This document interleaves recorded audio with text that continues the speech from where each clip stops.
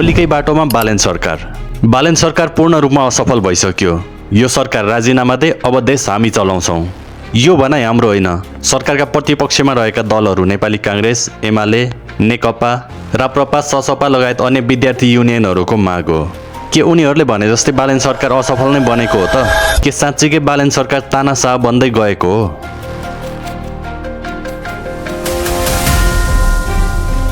2083 असार 25 गते बिहिबार काठमाडौँ स्थित राजधानी विभाग आसपासमा एक पठाउ राइडर बाइक रोकेर बसिरहेका हुन्छन्। यतिकैमा महानगर प्रहरीको टोली आएर उनको बाइकमा व्हील लक लगाइदिन्छ।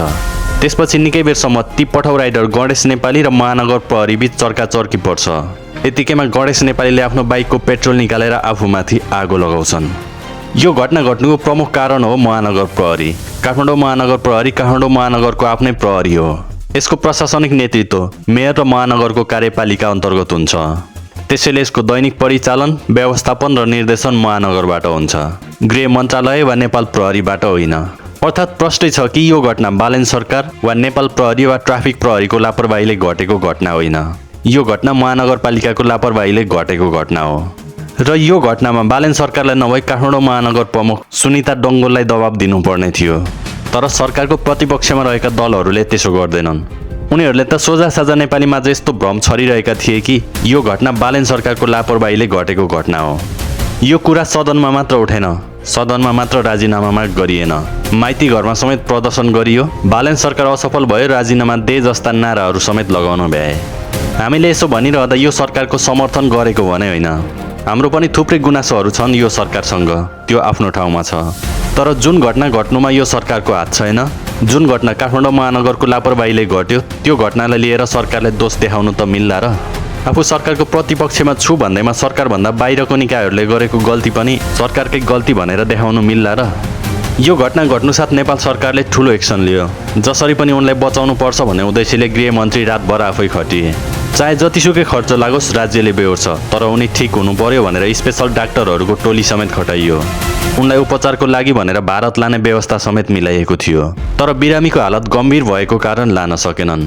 अन्ततः 65% शरीर जलेको गणेशको हस्पिटलमै निधन हुन्छ। सरकारलाई खबरदारी गर्नुपर्छ, गलत बाटोमा हिँड्दैछ भने गलत हो भन्न सक्नुपर्छ। तर त्यसो भन्दैमा महानगरको लापरवाहीले घटेको घटनालाई पनि सरकारलाई दोष दिने? राजनीति गरौँ, तर यस्तो खालको राजनीति चाहिँ नगरौँ भन्न चाहन्छौँ प्रतिपक्षमा रहेका दलहरूलाई। अब बुझौँ प्रतिपक्षको आरोप अनुसार के बालेन सरकार साँच्चीकै नै असफल भएको हो त? यो प्रश्न तिनै राजनीतिज्ञहरूले गरिरहेका छन् जसले नेपालमा 35 वर्षसम्म शासन गरेका थिए, अर्थात् करिब 420 महिनासम्म राज गरेका थिए। तर रासोपा सरकार गठन भएको जम्मा 3 महिना पुरा हुँदैछ।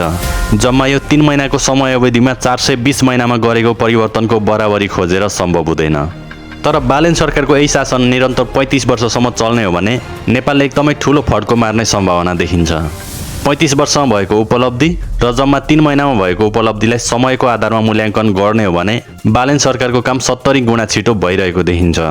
होला आँखाले देखिने ठुला ठुला परिवर्तनहरू भएका छैनन् होला, ठुला ठुला संरचना, उद्योग, कलकारखाना, बाटोघाटो बनेका छैनन् होला, जसको लागि समय लाग्छ, 100 दिनमा सम्भव छैन। तर अन्य थुप्रै परिवर्तन, विभिन्न क्षेत्रमा नयाँ मापदण्ड, भ्रष्टाचार नियन्त्रण र थुप्रै नियम कानुनहरू संशोधन गरेर देशलाई निकासको गतिमा लाने प्रक्रिया अगाडि बढिरहेको छ। पुराना सरकारहरूको हिस्ट्री हेर्ने हो भने सरकार गठन भएको 100 दिन अर्थात् हनीमुन पिरियडसम्म सरकार काम गर्ने तर्खरमा हुँदैन थियो। उनीहरू त विभिन्न ठाउँमा गएर सम्मान थाप्ने, मिडियामा गएर अन्तर्वार्ता दिने, देश विदेश भ्रमण गर्ने काममै व्यस्त हुन्थे। तर अहिलेको सरकारले त्यो गरेन। उनीहरू चाहन्थे जनताले हामीले काम गर्नुस् भनेर पठाएका हुन्। त्यही भएर हामी काम गरेर कामबाटै देखाउन चाहन्छौँ, न कि बोलेर। यही अडानका साथ उनीहरू रात दिन नभनी खटिरहेका छन्। सरकारका सबै मन्त्रीहरूले शपथ ग्रहण गर्दै गर्दा पहिलो कार्ययोजना समेत सुनाएका थिए, जसअनुसार मन्त्री पदको शपथ ग्रहण गरेकै दिनदेखि उनीहरू आफ्नो काममा लागेका थिए। मैले यसरी भनिरहँदा तपाईँको मनमा लाग्न सक्छ, आखिर यो सरकारले 3 महिनामा गरेका मुख्य कामहरू चाहिँ के हुन् त? आउनुहोस् यो सरकारले 3 महिनाको समयावधिमा गरेका मुख्य कामहरू हेरिहालौँ। ट्रेड युनियन खारेज। 2049 सालबाट रहेको ट्रेड युनियन व्यवस्था खारेज गर्नकै लागि केही ऐन संशोधन गर्न अध्यादेश 2083 ल्याइयो, जस बमोजिम निजामती सेवा ऐन 2049बाट रहेको ट्रेड युनियन खारेज गरियो।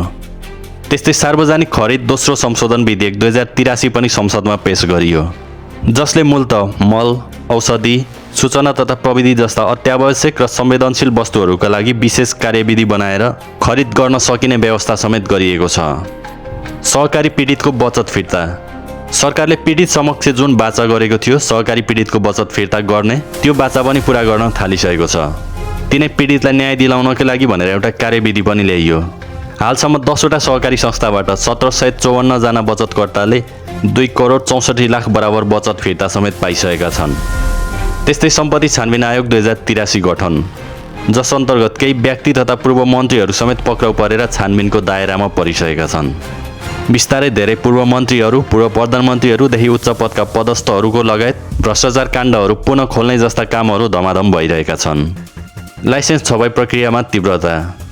छपाई गर्न बाँकी रहेका सवारी चालक अनुमति पत्र धमाधम छपाई गरियो।